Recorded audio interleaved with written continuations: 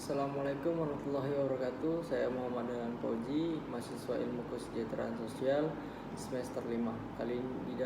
Dalam video ini saya akan menjelaskan tentang Indonesia Menggugat.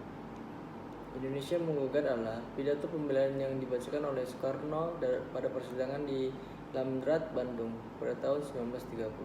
Soekarno bersama 3 rekannya, yaitu Gatot Mangkupraja, Maskun, dan Supriyadinata, yang tergabung dalam Perserikatan Nasional Indonesia atau PNI, dituduh hendak menggulingkan kekuasaan Hindia Belanda. Dari balik jeruji penjara, Soekarno menulis sendiri pidato tersebut. Isi pidato Indonesia Menggugat adalah tentang keadaan politik internasional dan kerusakan masyarakat Indonesia di bawah penjajah. Pidato pembelaan ini kemudian menjadi suatu dokumen politik menentang kolonialisme dan imperialisme. Pembukaan pidato, Soekarno mengawali pidato pembelaan Indonesia Menggugat dengan menyampaikan bahwa proses peradilan yang sedang dilakukan terhadapnya adalah sebuah proses politik penguasaan kolonial untuk menggabungkan gerakan nasional yang mulai tumbuh sejak dekade awal abad ke-20. Di halaman awal pembelaannya, Soekarno menuliskan hal berikut. Tak usah kami uraikan lagi bahwa proses ini adalah proses politik. Ia oleh karenanya di dalam pemeriksaannya tidak boleh dipisahkan dari soal-soal politik yang menjadi sifat dan asas pergerakan kami dan yang menjadi nyawa pikiran-pikiran dan tindakan-tindakan kami. Sementara itu, untuk sampai sekarang dalam situs web pemerintahan Belanda bahwa pemerintah Belanda tidak atau belum mengakui Indonesia merdeka, dan kita tidak perlu meminta izin kepada mereka karena kita yang mempunyai bangsa negara Indonesia sendiri, yaitu negara Indonesia, negara kita sendiri, dan kita untuk merdeka tidak harus meminta izin kepada mereka. Assalamualaikum warahmatullahi wabarakatuh. Nah, kemudian apa itu MDGs? MDGs yaitu Millennium Development Goals, adalah sebuah deklarasi milenium, suatu deklarasi hasil dari kesepakatan para kepala negara beserta 189 negara dari anggota PBB yang dimulai pada September tahun 2000. Pada deklarasi tersebut terdapat 8 butir tujuan yang akan dicapai di tahun 2015 dengan target utamanya yaitu mencapai kesejahteraan dan pembangunan masyarakat. Ke-8 butir tujuan yang dimaksud adalah sebagai berikut: menanggulangi kemiskinan dan kelaparan, pencapaian pendidikan dasar bagi semua, mendukung kesetaraan gender serta pemberdayaan perempuan, menurunkan jumlah kematian anak, meningkatkan kesehatan para ibu, menanggulangi HIV/AIDS, malaria, penyakit menular lainnya, menjaga kelestarian lingkungan hidup.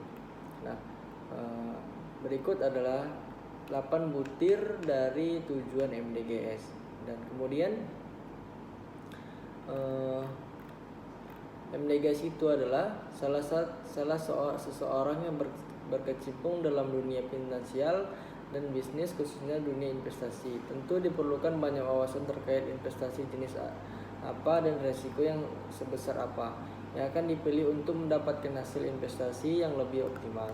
Namun, seseorang investor yang baik tentunya diperlukan juga wawasan yang tidak langsung berkaitan dengan dunia investasi, seperti contoh wawasan yang berhubungan dengan ekonomi, bisnis, serta perkembangan daya jual pasar terhadap produk yang menjadi fokus untuk melakukan investasi, termasuk juga wawasan terkait MDGs atau Millennium Development Goals.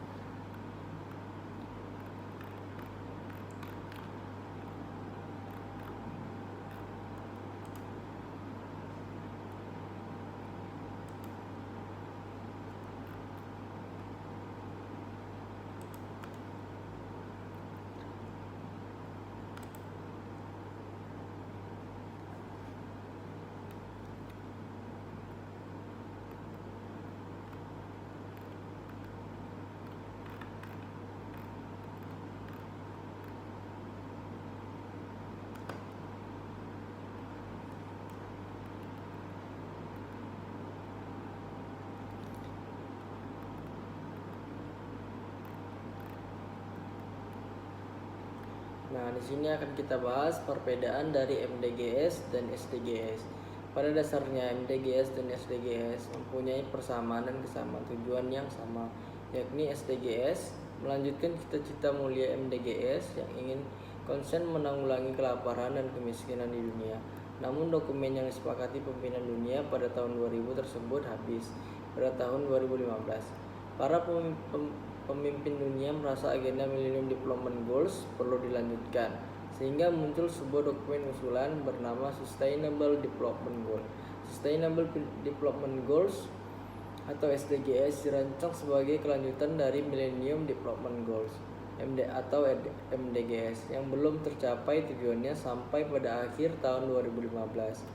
Nah, SDGs adalah suatu rencana aksi untuk umat manusia, planet, dan kemakmuran, juga tujuannya untuk memperkuat perdamaian universal dalam kebebasan yang luas. Selain itu, untuk mengatasi kemiskinan yang ekstrim dalam tantangan global. Yang paling besar dan merupakan persyaratan yang tidak dapat dilanjutkan untuk pembangunan berkelanjutan atau Bappenas 2015. Konsep SDGs ini diperlukan sebagai kerangka pembangunan baru yang mengakomodasi semua perubahan yang terjadi pasca 2015 MDGs, terutama berkaitan dengan perubahan situasi dunia sejak tahun 2000. Mengenai isu depletion sumber daya alam, kerusakan lingkungan, perubahan iklim semakin krusial. Perlindungan sosial, food and energy security, dan pembangunan yang lebih berpihak pada kaum miskin. Berbeda halnya dengan MDGs yang ditujukan hanya pada negara-negara berkembang. SDGs memiliki sasaran yang lebih universal. SDGs dihadirkan untuk menggantikan MDGs dengan tujuan yang lebih memenuhi tantangan masa depan dunia. SDGs mempunyai 17 tujuan dan 169 target. Tujuan dan target ini akan menstimulus aksi ke dalam 15 tahun ke depan pada area-area yang penting bagi kemanusiaan dan planet, yaitu manusia, planet, kemakmuran, perdamaian, dan kemitraan. Nah, relevansi SDGs dengan kesejahteraan sosial. Kesejahteraan sosial adalah sistem yang terorganisir dari usaha-usaha sosial dan lembaga-lembaga sosial yang ditunjukkan untuk membantu individu atau kelompok dalam mencapai standar hidup dan kesehatan yang memuaskan, serta untuk mempertinggi kesejahteraan mereka selaras dengan kebutuhan-kebutuhan keluarga dan masyarakat. Dalam Wibawa dan kawan-kawan 2015 bulan tanggal 29. Kesejahteraan sosial mempunyai tujuan: 1. Mencapai kehidupan yang sejahtera. 2. Mencapai penyesuaian diri yang baik khususnya dengan masyarakat. Membangun kesejahteraan sosial. Pekerjaan sosial terdiri dari sebagai cakupan yang saling terikat antara satu dengan yang lainnya. Yang pertama, kesejahteraan anak-anak dan keluarga, kesejahteraan remaja dan generasi remaja, kesejahteraan orang lanjut usia, pelayanan kesejahteraan umum, pelayanan rekreasional, pelayanan kesehatan mental, pelayanan sosial medis, pelayanan sosial bagi penyandang cacat, pelayanan sosial bagi wanita, pelayanan sosial perumahan dan lingkungan. Nah, untuk Millennium Development Goals, perhatian pemerintah dan masyarakat secara umum terhadap perlunya standar kehidupan yang lebih baik telah mendorong terbentuknya usaha kesejahteraan sosial. Pada dasarnya, usaha kesejahteraan sosial merupakan suatu program untuk menjawab masalah kebutuhan masyarakat atau meningkatkan taraf hidup dari masyarakat. Organisasi yang menyediakan usaha kesejahteraan sosial atau layanan sosial disebut dengan organisasi pelayanan masyarakat atau Human Service Organization, atau disingkat dari HSO. Tujuan dari HSO antara lain yaitu: 1. Tujuan kemanusiaan dan keadilan sosial. 2. Tujuan yang terikat dengan bentuk pengadilan sosial. Tujuan yang terikat dengan pembangunan sosial. Kesimpulannya dari MDGs dan SDGs ini yaitu Sustainable Development Goals merupakan sebuah dokumen yang akan menjadi sebuah acuan dalam kerangka pembangunan dan dengan negara-negara di dunia, di mana konsep SDGs ini melanjutkan konsep dari MDGs yang sudah berakhir di tahun 2015. Nah, pada dasarnya MDGs dan SDGs ini mempunyai persamaan dan kesamaan tujuan, yaitu SDGs melanjutkan cita-cita mulia dari MDGs yang ingin menanggulangi kelaparan dan kemiskinan di dunia.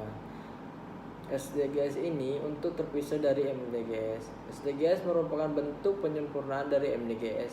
SDGs merupakan berkelanjutan dari apa yang sudah dibangun pada MDGs atau Millennium Development Goals. Nah, SDGs memiliki 5 pondasi, yaitu manusia, planet, kesejahteraan, perdamaian, dan kemitraan yang ingin mencapai 3 tujuan mulia di tahun 2030, berupa mengakhiri kemiskinan, mencapai kesejahteraan, dan mengatasi perubahan iklim.